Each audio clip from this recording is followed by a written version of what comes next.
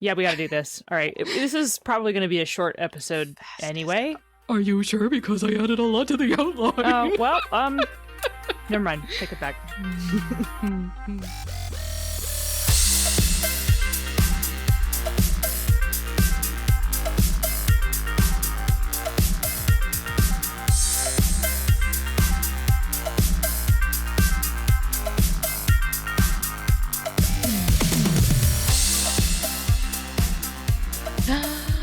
Welcome to Bonus Experience. We're a podcast with a deeper look at the play experience and the finer details of running and writing games. We are queer people speaking with authority about games.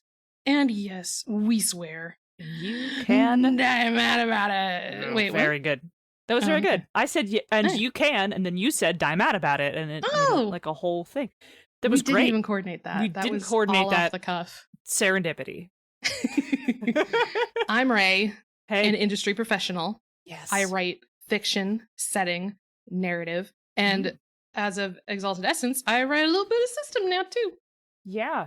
I'm proud of you. I'm Monica. I'm also an industry professional. And I do the same things, but in a different order. It's true. And we are big gay nerds. Yep. And Big gay nerds. That's gonna be our new shirt. Big gay nerds. Big and gay we're going nerds. to talk about something near and dear to our weirdly horny hearts. How to include romance and relationships in your games. We are in firm agreement that all games are better when you can kiss in them. So let's go. Let's go. You have the first answer, so I think I will ask you questions. Okay. This is probably going to be a pretty 50-50 episode, even though my points are pretty short.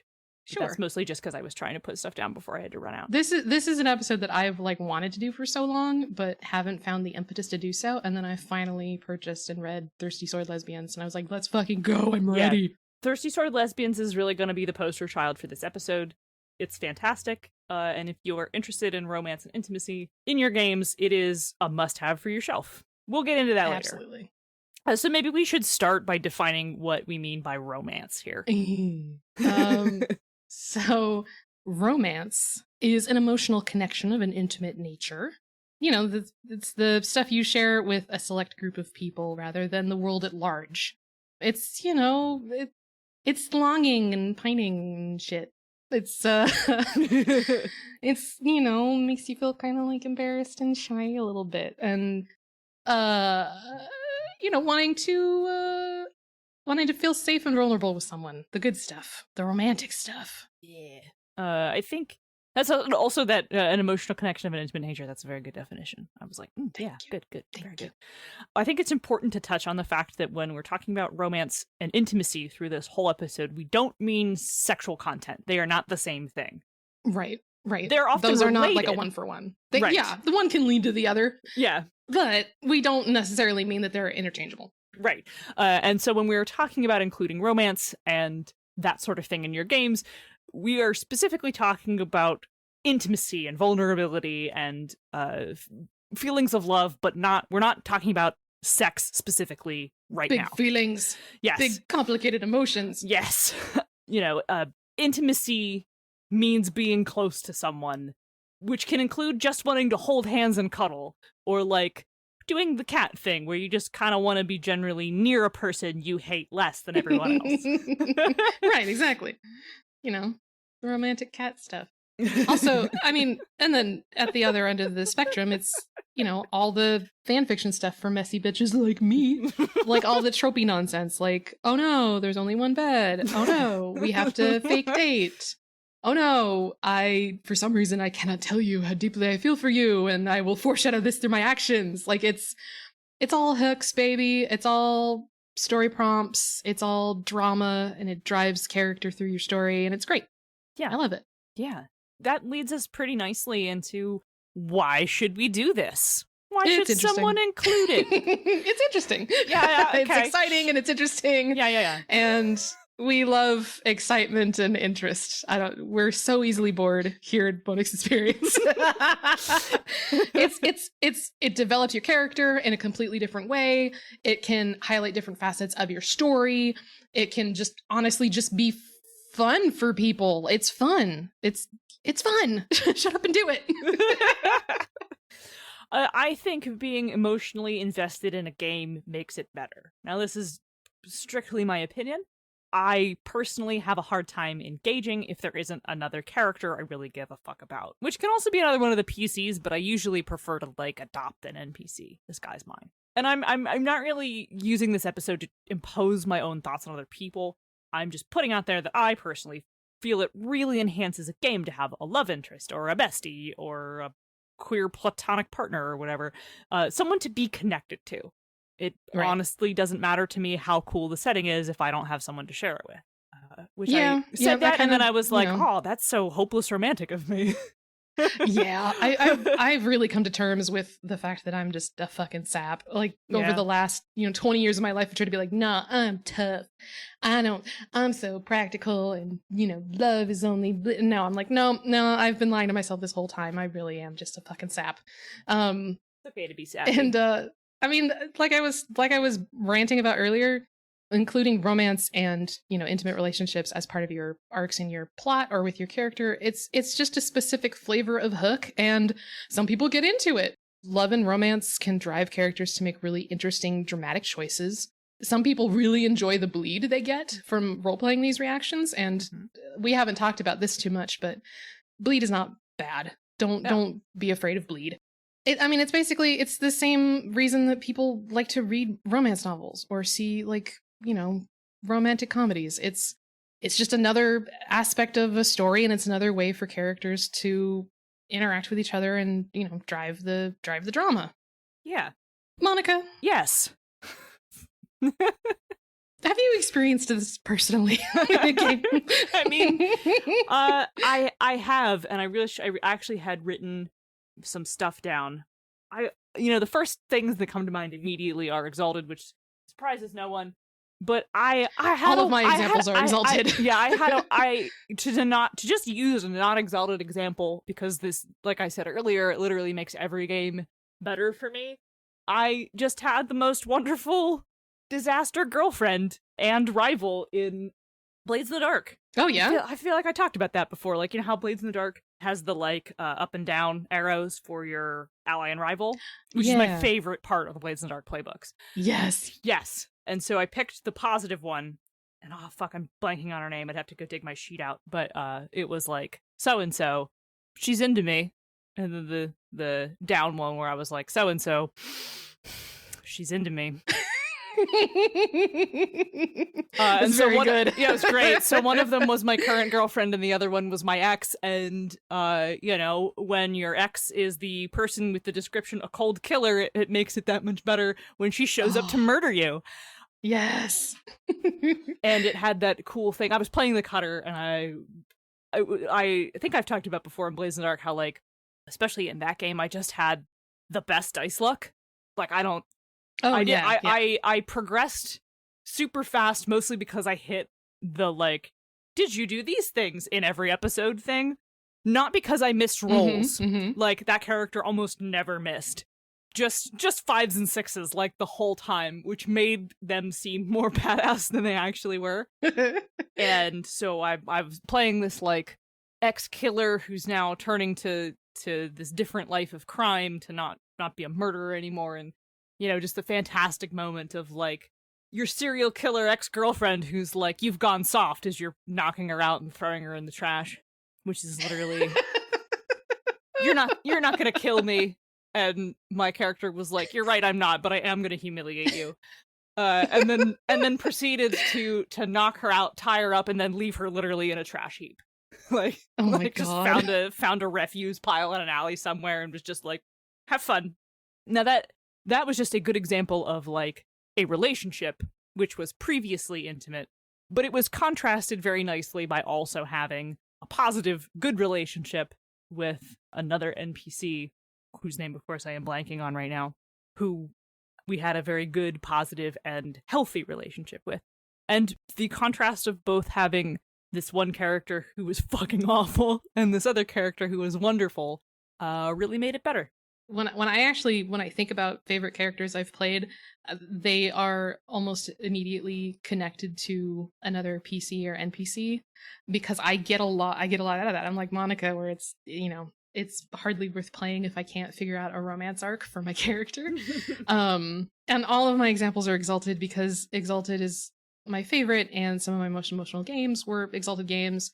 So I had mostly PCs, honestly, with a few NPCs, like in, oh god, what was the name of the game we played in Nexus on Fridays? Fridays in Nexus? Was it just Fridays in Nexus? Fridays in Nexus. I had Jade River, and she kind of accidentally hooked up with the NPC Zenith. But then I also had like a really interesting relationship between her and the Dawncast, because they were both like constantly at each other's throats, so they had like this weird like sibling like love-hate going on, which was fun. Then there was the Metro game, which was like Exalted Modern. There was something going on between my Nightcast and did Vivian play a Twilight? I think Isaac was a Twilight, yes. Isaac was a Twilight, yeah. Pretty that sure. was great, because they were both like, there was a lot of summoning involved, socially inept. Yes. Yeah. And I prefer coming to a game with an eye toward a romantic arc, and I try to clue the GM in on that in some way, and sometimes that's as simple as pointing to an NPC that H just introduced and saying, "Can that be my lunar mate?" Which works out historically. Yeah, it's I almost every game that I've been really into has been one where my character has some sort of a romance around them in some way. It's fun. I don't know what to tell you. I'm not going to apologize. It's fun. Okay. Well, yes, we are both in agreement that relationships are fun. Yes. But what if people playing in the game don't want to do that? What if they don't want to kiss? Well, if you're not into kissing, which is fine. Which is fine. Some people don't like that. No, it's okay. We support you. You're valid.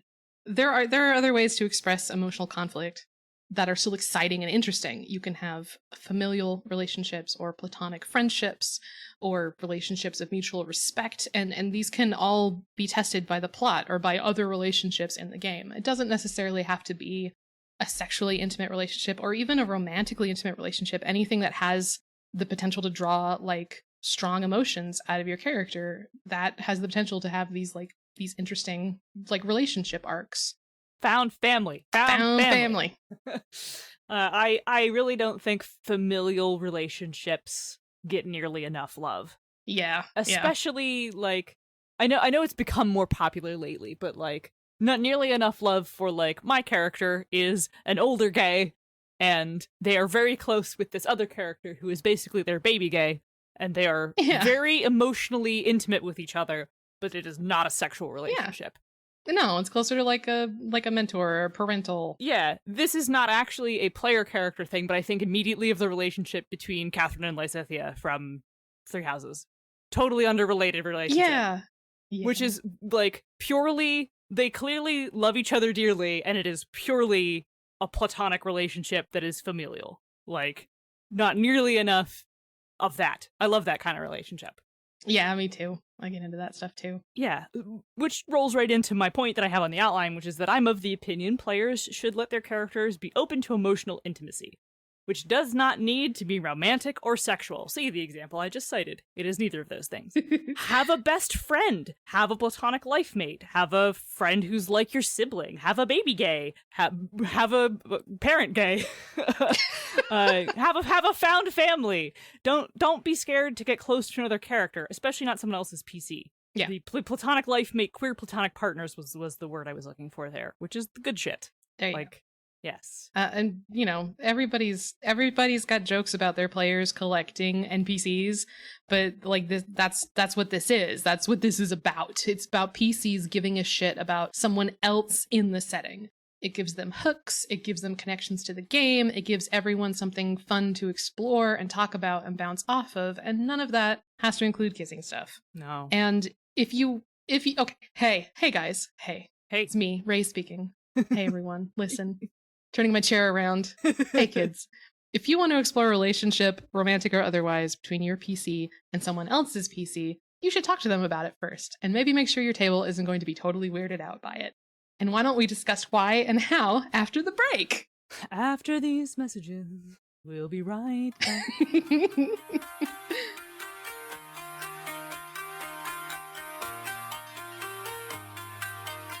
BXP and the mid-episode break room are brought to you by the Misdirected Mark Network. Bing! Thank you. Become a BXP patron. Patrons get to chat with us directly, special Discord roles, and exclusive hangouts. You can support us for as little as $1 a month, and we appreciate all your support. Always and forever. If you'd rather support BXP without committing to monthly payments, you can still buy a coffee. ko-fi.com/bonusexp and buy our stuff. Go to bxpcast.com/bxpswag and check out our merch page, which includes a link directly to the Nerdy Kepi collection, who we are sponsored by. You can get all kinds of rad queer swag. Remember to use code BXPcast at checkout for 10% off. Never expires, and we also get a little bump too if you use that code to buy our stuff. We have some mugs. I didn't realize that we would actually get a little cut of that. Yeah, yeah, we get like a couple of quarters. We do. We get a couple quarters, which add up. So buy them. We got a T-shirt that says Margaret with an exclamation point. We got a T-shirt that says Die Mad About It, which comes in BXP purple. We got a T-shirt that's a very cool looking black and white scatter pattern of our logo. Oh yes. We got a travel mug with the same pattern on it. We got all kinds of little doodads and knickknacks you can get with the LaCroix parody logo. That says BXP, but it looks like a can of LaCroix. You can get that on a keychain bottle opener, or a fidget spinner, or a magnet, or a pin. I think it also comes on a mug. I don't remember. Yeah, that sounds about right. Listen, we have a lot of stuff, and maybe when Spider is no longer on vacation, we can maybe add some new stuff. Yeah. Someone requested a bigger mug. Oh, yes. Got a request for a bigger mug. Maybe we could commission Spider to do a Big Gay Nerd shirt. That would be great. I don't think that would be very hard to convince them to do that. No, I think they could find a market for that. Yeah. If there are other things you would like to see in the BXP store, our launch was very successful, and we do make a little bit of money every month because people buy our stuff. That's awesome. Let us know. You can email us. We'll give you all that at the end. Saying nice things is always free. You could leave us a good review on Apple Podcasts or Podbean or Google or Spotify or Apple Podcasts or Google or Podbean or... Yeah, one of those places. YouTube. Help us get more listeners. The newspaper. It gets us more listeners. If you like Bonus Experience, you'll also like The Lounge. Doc finds the best, the brightest, the most fun game designers and sits down to have a cool chat with them. Cool chat. Every time I get to that part, I get weird. I do it in like a mom voice, just a cool chat. You never know what conversation's going to come up in the copy for The Lounge. Know also that if you I think Misdirected Mark reopened their advertising, which does include an advertising bump on Bonus Experience. Yup. Please be aware that if you pay for a spot on Bonus Experience, we're gonna do that to your ad. Yeah, we'll mess it up real good. We are gonna fuck up the copy and then editorialize in the middle, which may be what you're paying for, but buyer beware. Maybe you're into that. I don't know why else you would want to advertise on our hot mess of a show, but there you go. We do have an audience, a really decent one for a non-AP show. Oh yeah, absolutely. Every so often, don't get me wrong, nobody listens to us, and then I'm like, we are not an AP show, and for a non-AP show, we are extraordinarily popular. We're doing pretty fucking good for that, yeah. Yeah, and now we're talking about doing APs again anyway. So I mean, that's probably gonna be a sideshow. Yes, it's not gonna be part of the BXP thing, but it will be featuring. It takes a long time to do an AP. Yeah, it will be featuring BXP, sort of the way Systematic Understanding was. It's probably gonna be a collab with those, right? With our friendos, our sisters, Cherry and Taz. I just called them Cherry and Taz. Cherry and Aunt Cherry and Uncle Taz. Spoonerismed that. Don't ask me who's who. I have no idea. Our sisters, Chaz and Terry. Fuck. Right. Okay. And now back to our show. That's no less accurate.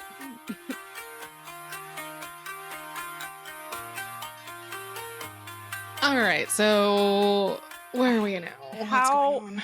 How do we get people on board with a romance, but like don't force them? Yeah, don't force them. That's gross. Yeah, it's really gross. So, as a player, talk to your table, talk to the other player involved potentially, and or your GM if there's no other player involved. This doesn't need to be a big, serious, here are my passions, I'm looking for someone imaginary who likes pina coladas. And you don't have to, like, make it weird, you know? Like, you don't have to go into detail. But you do let them know that you're like, I'd really like to explore a romance plotline or have a deep relationship, like, with my character or something. Or, I mean, specifically say you do not want to be involved in a romance plotline, as the case may be.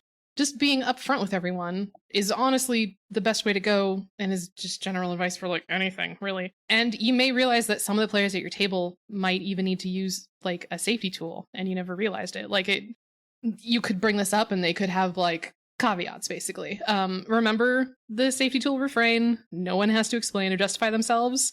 If they're like, yeah, sure, but please avoid insert relationship dynamic here at the table, then be a cool dude and agree to that. Yeah, those are all the big points. I think you got all the like super important bases covered. Respect consent. Yeah. Just to reinforce that. And you know, talk to each other, which is non-advice, but hey, it does work. I promise. Getting people that's like on not even 101, that's like 99 remedial. Right. Yeah. It's summer courses that you are taking to make up for time. Getting people on board has worked for me in the past by designing NPCs that are specifically bait for certain people. Sometimes I do this on purpose. Like sometimes I know exactly I got your number and I am calling it. And sometimes it's because I just made a guy I wanted to kiss and other people have the same taste. I don't know which, like, okay, so flashing back to Fridays and Nexus, the two characters I most wanted to smooch were Jadis, obviously, because River ended up with her, and then Svad's sister, Mahasparna. Yeah. Which bucket did those fall into? They were both introduced pretty early in the game, if I recall correctly. They were both Svad-related characters, too. Yeah, like, I think you made them specifically for H, and then I was like, well... So, Jadis was really just sort of like a PC I would have played. Because H wanted a solar... Like, H was just like, give me all the enemies. I have taken all the points that make everyone hate me. And That's I was right. like, yes. Jadis was like H's enemy. Yeah, Svad had... like both enemy and rival, I think, because they were two different things. Yes. And Svad's fair folk siblings were the enemy, and I think Jadis was the rival. No, I think it was the other way around, because didn't Svad, like, destroy Jadis's home or something? Right, okay, it may have been like, the other way around. Good reason. Because she wanted to kill him, as opposed to just make his life difficult. And because like, rival was all about the party like, showed up, right? Because enemy was someone who fucking hates you and wants to kill you. Yes, and rival was someone who's just in the way. So given the way Maha behaved, you're right. So here comes this enemy, this solar, who's just like a solar I would have played, just like this revenge-driven lesbian. Just a fuck you zenith. Yeah, just like a fuck you zenith. Revenge-driven lesbian. With a big cool weapon that did something weird, like she could fly around on it. Yes. Which is totally something I would do. So that was just like, this is a concept that I would play, that I turned into an NPC, which I do a lot. And Maha was like, I want to fuck that. She's big and naughty. The type of NPC where you're like, this is the thing that also turns me on. Here you go. It's horny for me. I'm not going to be weird about it, but like, know that this flips my switch, and it flipped everybody else's switch too. Who else is into this? Yep. Some crank turning happening. Turns out a lot of you. So like that was mostly just that was happenstance. I didn't really aim those. You know my friend Sean, right? Yes. I have aimed at him before in other games. Like Like, oh, I know I can get Sean on board with this if I bus ticket him with the kind of character I know he likes. I have his number and I'm calling it, and it works every time. Like,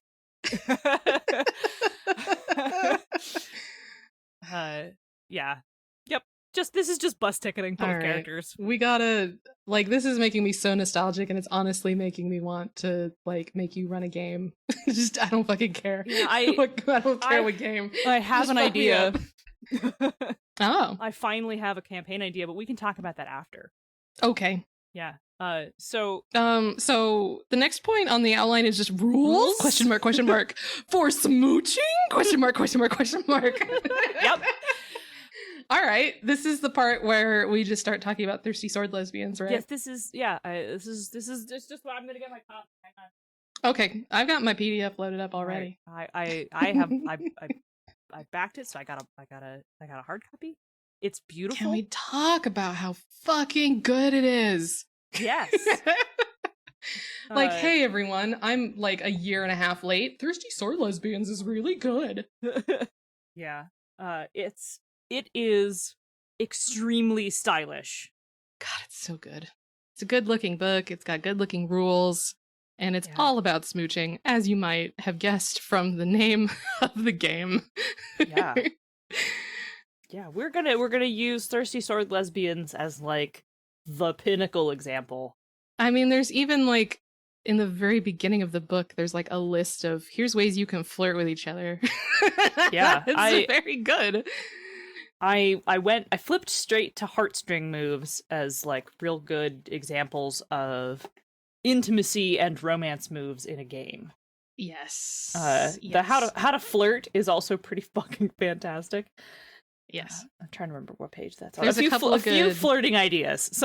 Only some of these are good ideas in real life. I don't know. Like, I think most of them are great ideas. Especially do crimes together. Yeah, offer to share food or drink. Great idea in real life. Yeah. Meet their eyes, then blush and look away. Also great idea in real life. Yes. Good.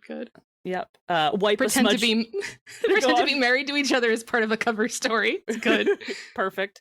Yeah. Tilt their chin up with the point of your sword. Also fantastic real life advice. Toss your hair in slow motion. Flower petals encouraged. They understood the assignment. All right. Yeah. It's a very good game, y'all. Yeah, it is. And one of the reasons that we immediately went to like, we have to talk about Thirsty Sword Lesbians if we're going to be talking about this is because the game puts so much emphasis on feelings, not necessarily just romantic feelings, but this is a game that's very interested in how your character is feeling. Mm-hmm. Like it's still going to ask you, okay, what do you do? But as part of like most of the moves, you have to also describe how your character feels about what they're doing or how they're feeling while they're doing it. I'm gonna read the feel deeply and powerfully and often section under the player's agenda, which like is kind of the manifesto for this game. Mm-hmm. This game invites you to feel the deep emotional conflict of your PC and care about the other characters in the game. This is a game about feeling things and forging relationships. Consider sharing your character's inner feelings so that the other players at the table can play into those feelings. For instance, if your character has the frightened condition and could use emotional support, they are more likely to get that support if you tell the other players what your character is feeling. Yes. Likewise, foster an environment where your fellow players feel safe exploring intense feelings and potentially difficult topics. See Safety and Consent, page 10. And that's great for any game. Yes. which is why we've brought up this specific game at the end of our generic design episode. Mm-hmm. Yeah, there's a huge emphasis on feelings, not just in the player agenda, not just in like the moves and abilities, but even like the question moves, because this is a Powered by the Apocalypse game, or at least. Did they say that it's powered by the apocalypse? I mean, okay. It's pretty much based on that, yeah. Okay. So because of that, there are question moves, and the question moves specifically focus on your feelings. Like the questions are, how would you feel if I did blank? Or, you know, what are you feeling towards me right now? Or, you know, things like that. So feelings are like the focus. Even the conditions that you take on are all negative emotions that impact your stats as opposed to physical injuries. So you have frightened or hopeless or guilty. And those can only be cleared through either a support scene with another character or by like releasing it in a cathartic outburst. Like if you have the angry condition, then one of the ways you can clear it is to like break something important to you in a fit of anger. Mm-hmm. It doesn't mean that there's no possible way to take a physical injury in the game. It's just that the emotion connected to that injury is more important to the game's themes. Yes. Which I love so much. And then strings. Like you brought up like the heartstring moves. Yes. But strings as a currency is so interesting to me because strings are things that you earn via emotional scenes or like figuring each other out. And it's like a hook you have on someone else. Like I have this fate point that I can use, or I have this point of inspiration, you know, to use the common like stand-ins, I guess. But you can use those to like basically compel other people because you know something about them through the like intimacy that you've shared. Yeah, if you're reading along at home, page 36, influence with a string describes what you can do when you have a string on someone, which I believe the strings are from Monster Hearts, if I recall correctly. Yeah. I'm sure Monster Hearts probably iterated on that from some other idea. Most game design ideas are repeated iterations of other things. But that's the game I'm most familiar with them from. Yes. So, at any time, spend a string on someone to do one of the following. Offer them an XP to do something. Don't spend the string if they refuse the temptation. Find out what it will take to get them to do what you want. For an NPC, spending the string means they may simply agree. Add 1 to your roll against them after rolling. The after rolling is super good. Yeah. Add or subtract 1 from any roll they make after rolling. Yeah. So these are all great for like using like against NPCs, or if for some reason your PCs are like, you know, caught in some drama. Mm-hmm. And I like the after rolling really makes it very mechanically impactful. Yes. Especially since subtracting 1 from the roll after rolling can turn a partial success into a miss. Yes. Yep. or a mixed beat into a downbeat as they use it. And then on top of that, like just the heartstring moves in general, there's entice, which is how you gain strings on someone, or, you know, one of the options is they can get flustered and awkward, they can promise something they think you want, or they can give in to desire. And they even have like a whole bit on that, on like, listen, I know how it sounds, but giving in to desire doesn't necessarily mean that you'll start ripping each other's clothes off. Like it's, you know, they give in to something that they've been holding back, basically. There's the figure out a person. There's smitten. Smitten is great. Smitten is something you can take at any point. Like you can just say, I'm smitten with that person now. And as soon as you say you're smitten, which is always the player's choice, you explain why, and then they get a string on you. And there's like a question that you get to answer based on which playbook you're playing, based on which archetype you are. And it's not just as, because that might sound like, okay, well that sounds like a huge detriment to you, but it's not about like basically compelling yourself. You're signaling to the rest of the table that this is something your character is feeling. So it's not just I'm giving away this part of myself, or I'm giving someone else a string on me. You're also basically communicating to the rest of the table and communicating to the GM. That was hot as fuck. I want more of that. Please connect me to what just happened. Yes. Which is great in a romance game. Oh god. And then, okay, here's my very, very favorite move in the whole of the game, is called Finally Kiss in a Dangerous Situation. Yes. Which is specifically that if there's been a period of tension and you guys are in the middle of danger and you finally just give in and smooch each other passionately, you both get +1 ongoing to get to safety and protect each other. And it's fucking great. Oh my god. Perfect genre, perfect. Yes, Thirsty Sword Lesbians is great. There's a million amazing rules on how to smooch each other and how to make sure that it's fun and mindful and sexy. And we could talk about it just at the end of this episode as here's some example rules for how to smooch each other. But I really recommend that you also just buy Thirsty Sword Lesbians. Just buy it and have it. It's a good game. I'm probably gonna run it at some point. There's also, since we talked about this earlier in the episode, Thirsty Sword Lesbians also has some really fantastic, what if not thirsty? Oh, yeah. Yeah, the entice move can relate to any kind of physical or emotional desire, and you can tweak it for a different focus on community connection instead of physical or romantic desires. Using this variant can be a non-romantic way to explore community connection, chosen family, and close friendships in the face of obstacles posed by the character's own emotional conflict and by the outside world. So that really ties into some of the stuff we were talking about earlier, because this is a fantastic game about feelings. Yes. And there's a whole sidebar in here. I'm like, if you're gonna, kind of lean away from the romance and desire themes, then for the entice move, you can change it to be, instead of, given a desire or blush and look away or whatever, you can have them introduce you to a new potential friend, invite you to a social event, or proclaim their interest in being friends with you. So it becomes about the power of friendship and community as opposed to the power of your burning loins. Yes. I like that. Powered by burning loins. And then has a whole bunch of alt rules for, like, playing it as a sports anime instead. Yes! Or a cooking competition, or roller derby, or whatever, which is great. God, so good. And then, what if not lesbians? What if you want to play other queer or marginalized people? And the answer is basically yes. Yeah, just do it. Yeah, no one's gonna break into your house and take your dice away. Yeah. I wish I had thought about this a little bit more, so I could be like, I kind of wanted to do like a what does this mean design wise, because we're using these as examples, and then I didn't write it down like a genius.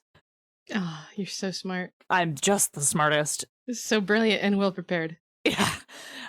I think Thirsty Sword Lesbians does a really good job in the way that we described and read these little samples of these moves, directing the game's play always towards this kind of emotional conflict, right? Like we can... Yes. Yeah, we just read them to you. You can point them out to, like, no, everything points the conversations you are having as players towards the outcome of finally a kiss in a dangerous situation, right? Like that's right. Yes. You're always building up towards that crescendo.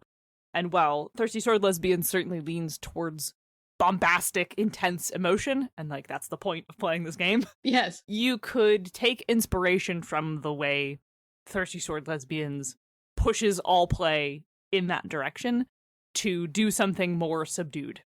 Oh yeah, absolutely. All it would take is just honestly just changing the verbs around, changing the flavor around. It all comes down to like, how are you feeling? What conflicts can we draw from this feeling? And what great thing is going to happen when you finally act on those feelings? Like, as long as that's your core conflict, as opposed to, more like physically oriented game, like combat oriented games, which are like, what do we want? Why can't we have it? How can we solve this by fighting something? I mean, they are Thirsty Sword Lesbians. There is a fair amount of sexy fighting. Oh yes, but the fighting serves the relationships. Yes. Like crucially, it's the fighting is set dressing for your thirstiness, which is just so good. Also, it's everything I want in a game. I absolutely adore all the playbook splat character designs. Yes, the art is gorgeous. I'm so in love with, who is she? The Devoted. I love their sig for the Devoted. She's my favorite. With her paladin armor with the peacock thing and the... Yes. Her prosthetic, her paladin armor. She's got a unibrow. I'm into it. Yeah. She's hot. They're all hot. They're all hot, honestly. I mean, I'm also really into the Octopus Lady Infamous. I like the Trickster. She's got like some sort of like stomach mouth, and in one of the pictures when she's getting a smooch, her stomach mouth is also blushing. It's so good, y'all. And the Seeker, I want to adopt she's the being Seeker. Kissed in the final A Kiss in the Dangerous Situation, and I missed the stomach mouth blushing. You the missed first it. time. Oh, it's like making a sheepish face. It's so cute. Yeah. Oh, jeez. It's so good, y'all. I'm also invested in the relationship of these two, like, Celt women. One with this. So it's the two people who are on the heartstring moves, the Entice. There's the cool Viking looking lady with with the braid, and then the pretty obviously like Irish looking woman who's got like all the iron jewelry on and her plates and and then there's more pictures of them in like making eyes at each other through the whole book. And then there's the really, really obvious all-female cast of Star Wars. Like Hannah and Lucia. What page and is that I on? think oh my god, where they're I was laughing at Oh, their there they examples are. all Yes. throughout the Hannah's hot as hell. Yes. I can't remember. Oh god. There they are. I see There's them. a scene where they're like fighting and oh god, where is it? Oh no, it's like their stand-in for Darth Vader is hilarious. Let me find it. Oh my god. Death Baron. Death Baron. Thank you, Thirsty Sword Lesbians, for my life. Oh god, thank you for the very gay, all girl Star Wars polycule. I'm a fan. Is that it? Are we done? Otherwise, this is just going to turn into like, let's just talk about Thirsty Sword Lesbians for 40 minutes. Monica, where can they find our show? They can find our show at bxpcast.com, part of the Misdirected Mark Network. Bing! Thank you. Could they email us? They could email us. Is that possible? Yeah, they could email us. Email us with your favorite stories about someone you got to smooch. Ah, yes. We would love to hear it. Thank you. You can send in your listener mail to bonus. I mean, in game, like not real not life. Don't do that. Please don't. We mean imaginary only. Yes, thank you. Yeah, not real stories. Please I will live vicariously through you. Please send listener mail to bonusexpcast@gmail.com. Can I talk about how lucky if you have a significant other and you play games together and your significant other is like, yeah, our characters can roleplay out a romance arc. I'm living for you. I'm so happy for you. I have yet to have that experience and I'm so jealous. Treasure that, y'all. Treasure it. We're on Twitter, right? We have a Twitter? Yeah, we have a Twitter.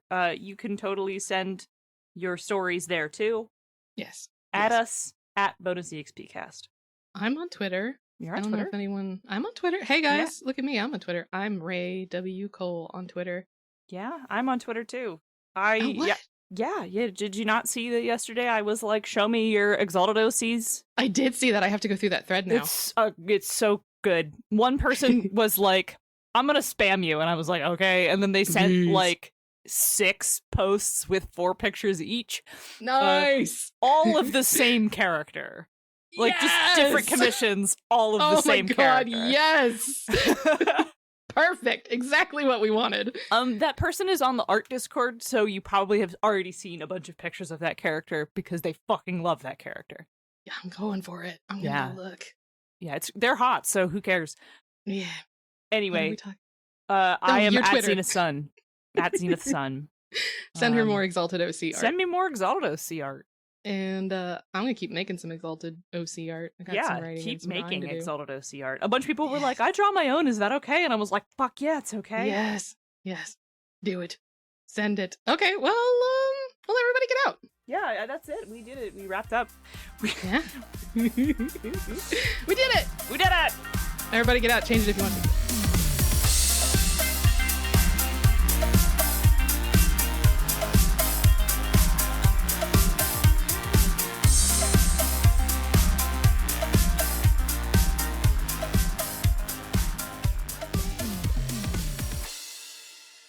Do I have to do this? Ugh, fine.